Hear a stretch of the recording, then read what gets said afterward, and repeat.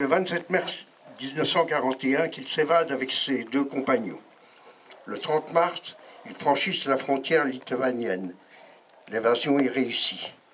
Mais les horreurs des prisons soviétiques et du GPU commencent.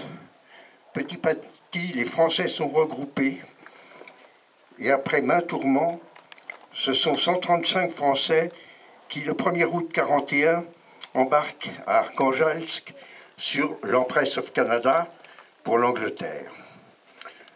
Le 22 juin, en effet, c'était l'opération Barbarossa et le Reich nazi envahissait la Russie. L'arrivée des Russes, ainsi furent-ils baptisés par les Français libres, fit grand bruit dans la France libre à Londres. C'est en arrivant au camp de Camberley, après son engagement dans les FFL, que Branay entreprend de constituer un escadron mixte, ainsi le nomme-t-il, avec les Russes qui le suivent, dont le fidèle Meyer, avec qui il s'est lié d'une profonde amitié. Je ne peux ici, car je serais bien trop long, vous conter la gestation et la vie de cette unité indépendante FFL. Sachez seulement que au mois de mai 1943, elle retrouve en Tripolitaine à Sabrata deux autres unités de chars de la France libre formées en Angleterre précédemment au fur et à mesure de l'arrivée des volontaires et qui avaient vécu des aventures différentes mais tout aussi indépendantes. Ces trois unités sont donc réunies pour former le 501e régiment de chars de combat dont l'escadron mixte sera la 3e compagnie. Une 4e compagnie de chars légers lui sera ajoutée.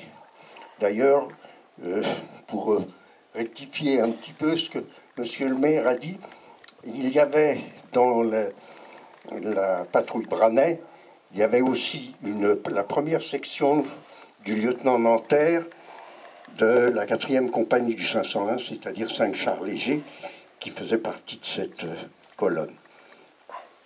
Je vais maintenant vous citer ce qu'a écrit il y a bien longtemps déjà le commandant de Boissieu à l'époque sur le capitaine Branay et sa 3e compagnie. Il l'a fait bien mieux que je ne saurais le faire.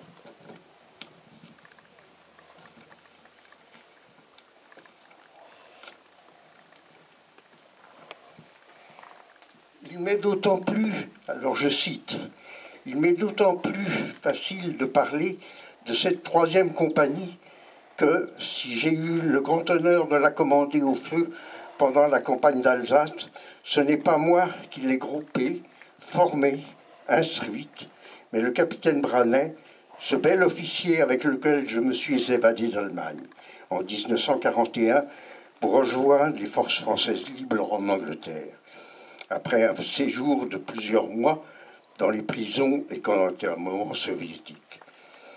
À ce magnifique combattant, au nom de tous les camarades de la 3e compagnie, je tiens à rendre hommage ici, en première place. Un public hommage, c'est lui en effet qui a organisé et conduit au feu cette splendide unité dans les plus belles campagnes, Normandie, Paris, Lorraine, Strasbourg. Il lui a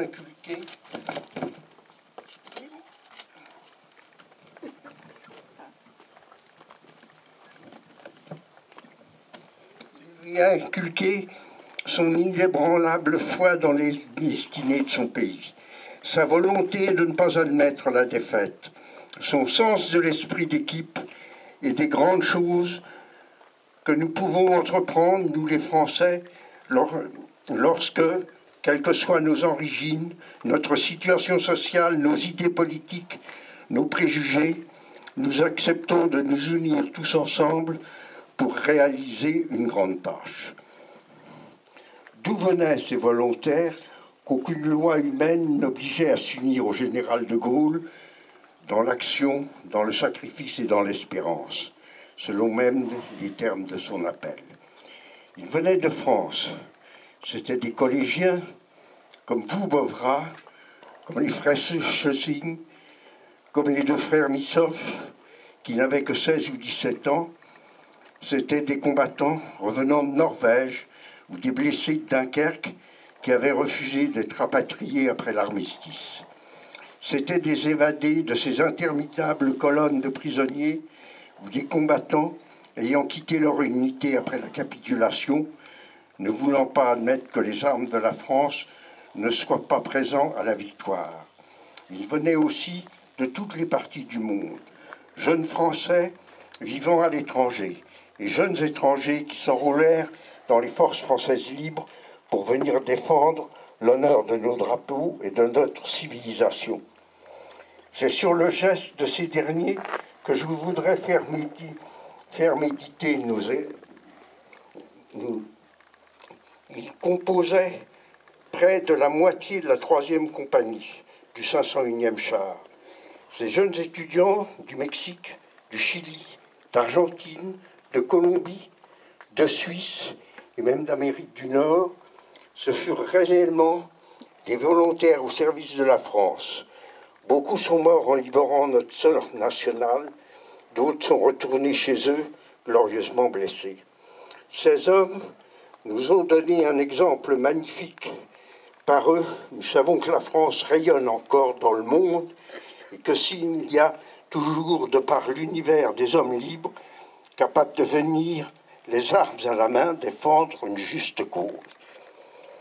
Quiconque écoutera ces mots verra que les Français sont encore capables de grands élans, de grands enthousiasmes, aussi bien que d'un effort long et monotone.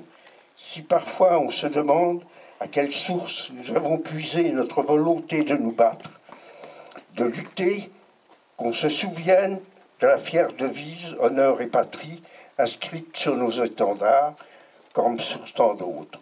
Notre honneur, nous le défendions en continuant la lutte auprès de nos alliés. Notre patrie, elle était envahie, nous combattions pour la libérer. Ce que vous penserez